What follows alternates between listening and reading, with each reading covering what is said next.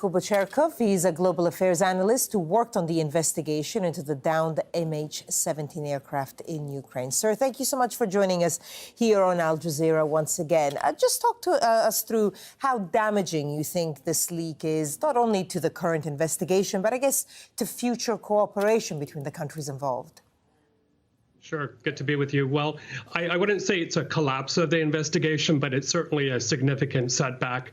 Look, the Ukrainians were there at the crash site very early on. They had very good access. They were collecting very, very good evidence and sending it back to Kiev before the Iranians could get their hands on it. So they were really key to this investigation. And for them to be sidelined or frozen out from key documentation or evidence is not a very good development indeed. But I have to say our expectations were very low from the time we saw those images of the Iranians clearing the crash site with that bulldozer, and then also their flip-flopping over who is going to download and decode the black boxes. So hopes were very low to begin with, but this is really not a welcome development whatsoever. No, I suppose, and we've just heard that it obviously puts the Iranian government in a difficult position, which, knowing what we know of Iran, is perhaps not surprising. In light of that, are you surprised that this leak happened in the first place? It was highly predictable, I guess, that it would have this impact. In whose interest do you think this leak was?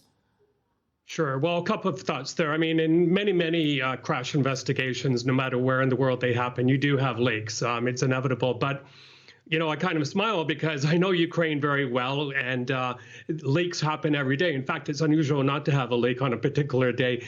And I remember, Barbara, during the time of MH17, there were many leaks, especially of tapped phone calls between Russian-backed rebels and officials in Moscow. So it's very common in Ukraine, but I think it's something that the Iranian authorities aren't used to, having that kind of open interaction between politicians and officials and the media. So they must be quite taken aback at this. But hopefully we'll get past this, and they will try as much as possible to, deliver that international, professional, transparent investigation.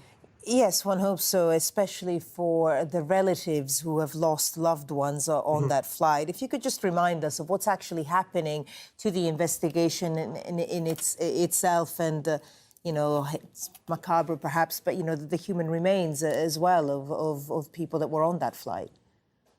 Sure. Well, I was just informed today that the human remains are beginning their difficult journey back to Canada. That's something, of course, that's going to be very welcomed by the relatives and the grieving nation. But also, there are questions too, Barbara, about, again, why was the civilian airspace open? And I know our transport minister in Canada, Marc Garneau, is looking into questions on whether the airspace was deliberately kept open so that civilian airliners could act as a kind of a human shield. Now, these are only questions, but it is something that has been raised by Canada. And one last thought, if I can, I think by the looks of it, this will be an investigation that takes many years to complete, as is the MH17 investigation. The MH17 relatives are only going to start the criminal trial, or attend the criminal trial rather, in a few weeks from now in the Netherlands. And if you can believe it, it was 2014 when that airplane went down. So